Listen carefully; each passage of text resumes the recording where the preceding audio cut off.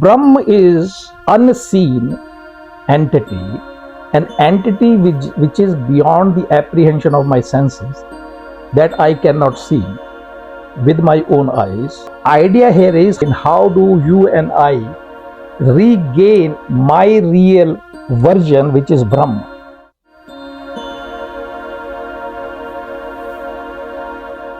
What is the difference between Brahma, Ishwar, Bhagwan and Avatar, and how do they relate to me? And then second aspect related to this one is why there are so many forms of divine. Are they all symbolic or they're metaphysical truth? So we will look into it.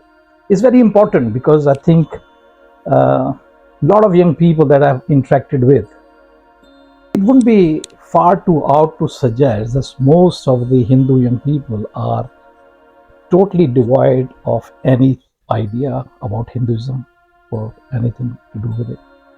Even they're not even aware of those facts, of those practices that they do undertake every now and then, or even if they do it regularly. They may have their own personal ideas and definitions of some of those things, but do they really understand those nuances or those meanings or those understanding which underpin Upanishad or Vedic literature? Answer is no. Anyway, so idea of discussing or taking up this question today is to help young people to develop some clarity, some idea, and give them some direction so that if they want to explore it, they can explore it. How do I start? Okay, so let me just say this.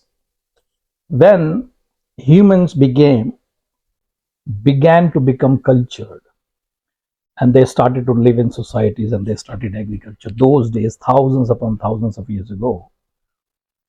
So a lot of these people of highly intellectual people, they wondered about all these physical environment, the world and the universe around them. When they looked at the trees, the mountains, the rivers and the animals and a whole lot of creatures around them, they wondered how all these things came about.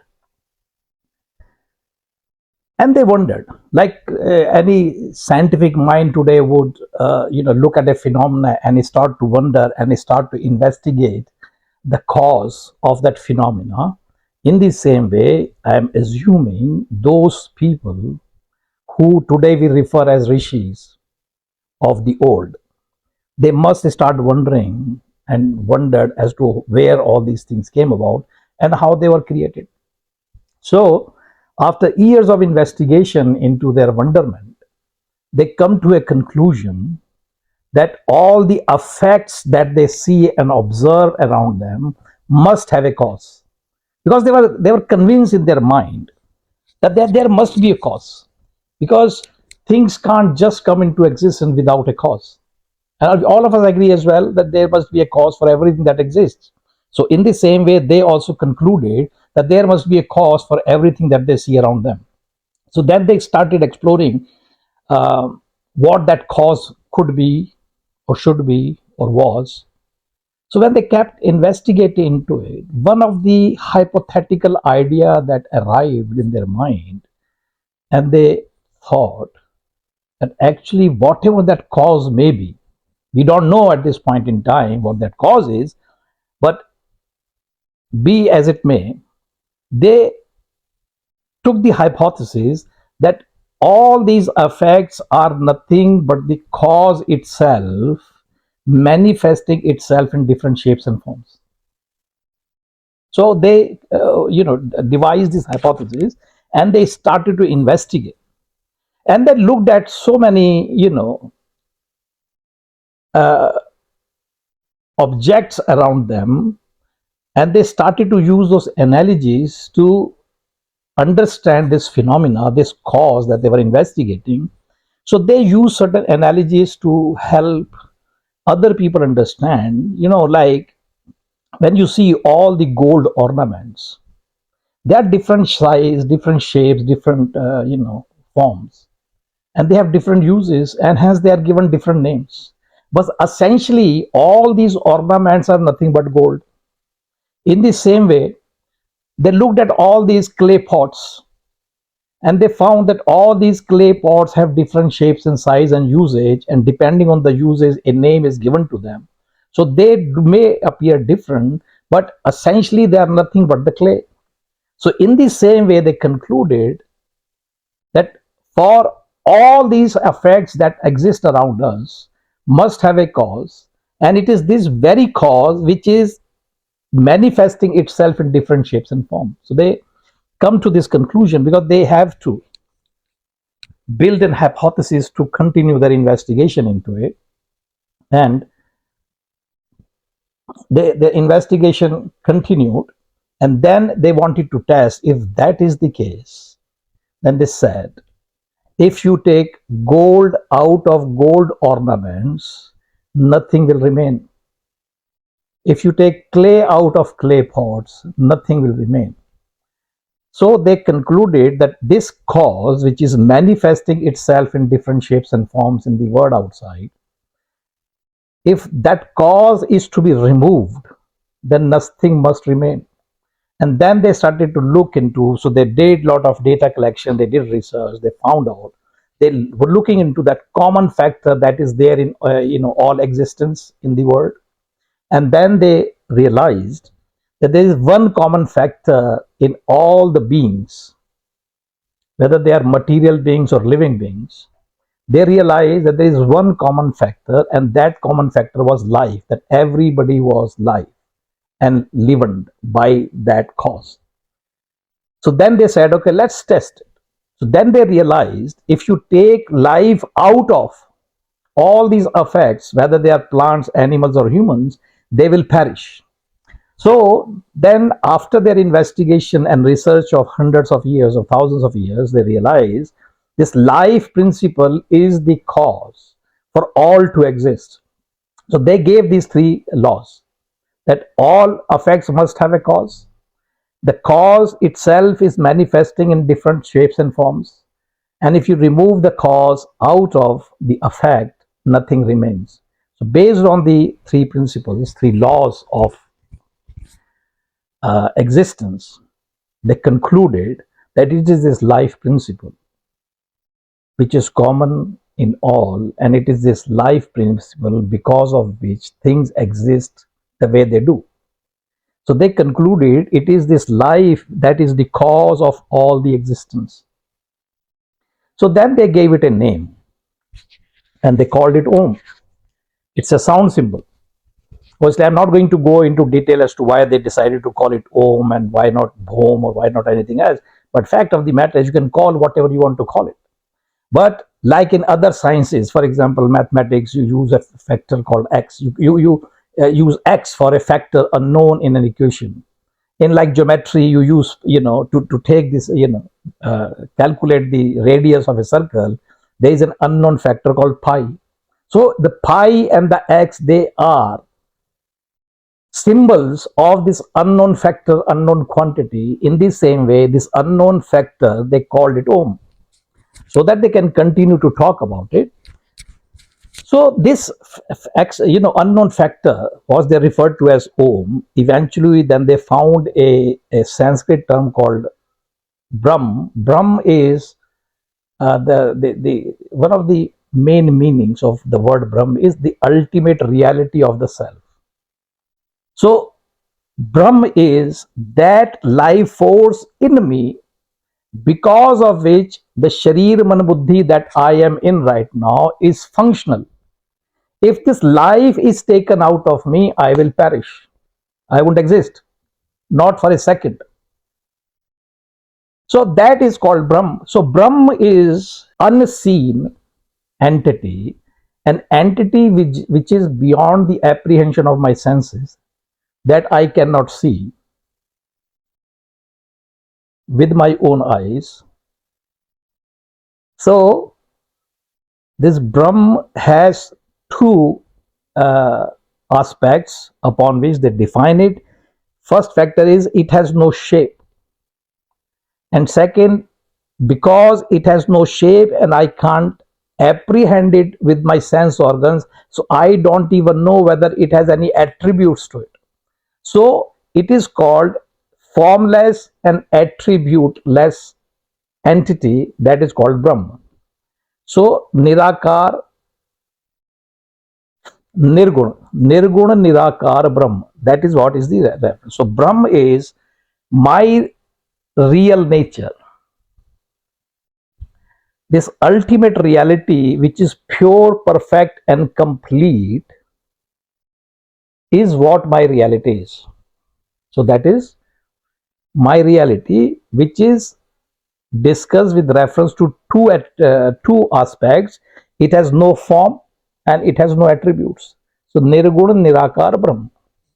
So then rishis carried on and they start working and contemplating on, and they a lot of literature was developed about the with the discussion about Brahma, its nature, its qualities, and a whole lot of the things was written about.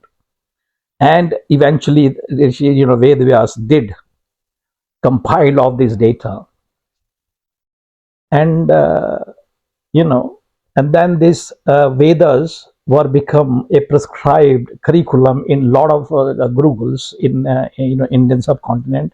So that was, so anyway, before we come to this aspect of it, so when lot of students who have got average or below average intelligence, they were finding it extremely difficult to apprehend or discuss or think or talk about this entity called Brahma, and hence they started losing interest in their studies. So then there was a intellectual or academic challenge presented to all the gurukuls, and they approached Rishi Maharshi Vedavyas, and say, well, sir, we have to do something. We cannot continue to discuss this abstract notion, an idea which cannot be apprehended. So whatever that may be, we have to do something so that it could be brought into the periphery of my senses, so that with my senses I can apprehend it, I can see it, I can think about it. Anyway, so I'm not going to dwell into it, what happened after that.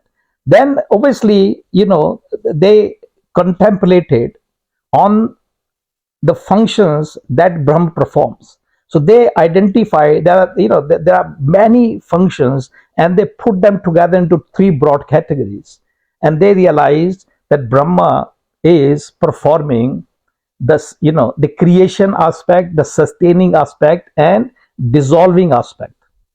So Brahma has the Shrishti, Samvardhan, and Sanghar. These are three main functions. So now right now there is no shape ascribed to Brahma, but three functions are ascribed: creation, sustenance, and destruction. So these three functions. Now we have found the guna. So now when we found the guna for a Brahma, so now Brahma is Nirakar Saguna Brahma. Saguna Nirakar Brahma is called Ishwar. So it is still the Brahma, but now Brahma has been ascribed three attributes or three functions. So the Brahma then with attributes is called Ishwar. Right now there is no shape. We don't know how Ishwar looks like, but the word Ishwar means the Lord of a function. So and then later on the shape was also created. So Brahma was ascribed the function of creation. So that Lord or that Ishwar who creates is called Brahma or Brahma actually. The Lordship or the Ishwar who sustains life is called Vishnu. And that God who is responsible for constructive destruction, Sanghar. नव सृष्टि के लिए संहार करना, उसको शिव का नाम दिया. So when the shape was allocated in addition to the attributes, so Saguna Sakar Brahma is called Bhagwan. So Brahma, Vishnu, Mahesh are Bhagwan.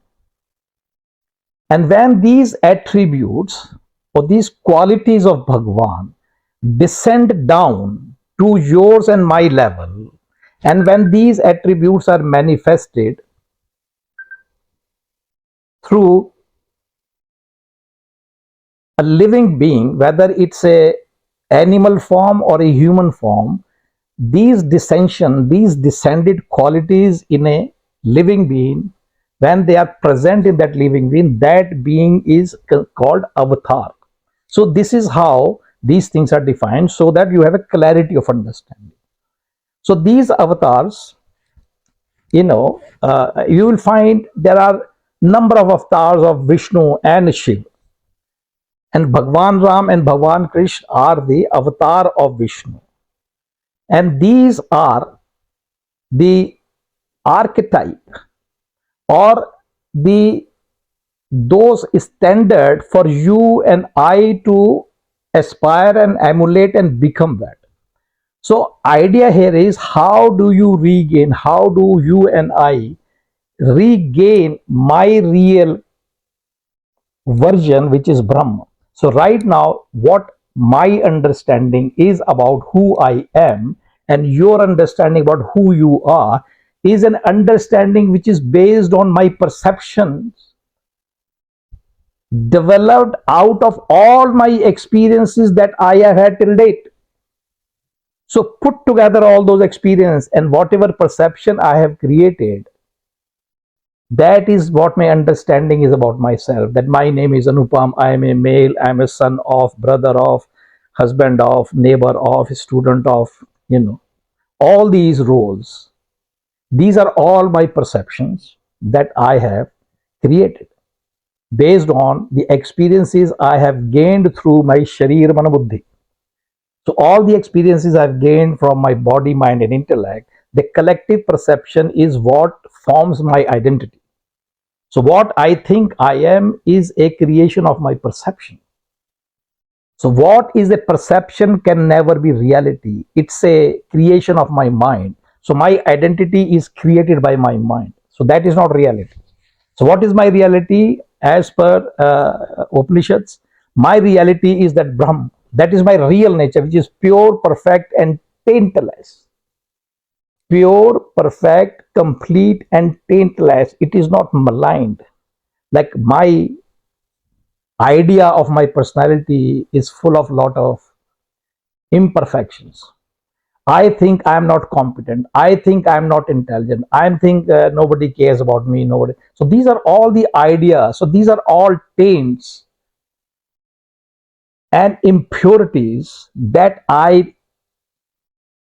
think I have, which is very much part of my personality. So this idea of who I am, the imperfect idea, incomplete idea, is the fundamental cause of my suffering. So what Upanishad is saying to you and me, that if you want to liberate yourself from the miseries of your life, that you and I have to shift my identification from what I think I am and move in the direction of who I really am.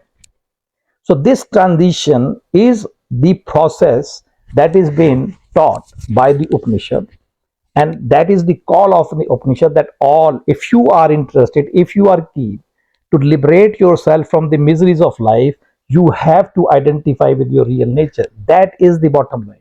How do we do it?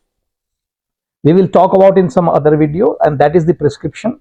But at least I wanted to explain you what is the difference between Brahma, Ishwar, Bhagwan and Avatar. So when you see Avatar and Bhagwan, Bhagwan and Avatar is the subject matter of Puran. So in the Puranic stories, there are 18 Puranas written by Maharishi Vedyas.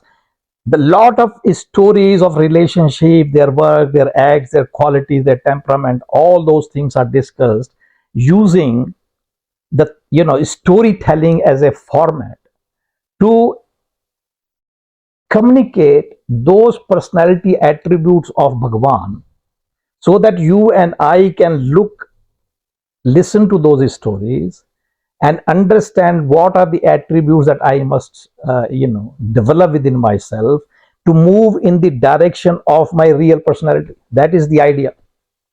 So hope you have understood it. And from that Puranas, so various Devi Devtas were created, and all these Devi Devtas are symbolic characters which are indicating or highlighting various aspects of my personality and my attributes. So these characters, through their roles and responsibilities within these stories, are indicating what I must have or what I should do in terms of my spiritual development. So when we are worshipping those deities, actually we are appreciating those qualities, identifying those qualities in those deities, and trying to learn and take those attributes into my personality in order to in order to take myself closer to my real version, which is Brahma. So I hope you find it useful, and I will see you next time in my next video with a new topic. Until then, you take care of yourselves. Hari Om.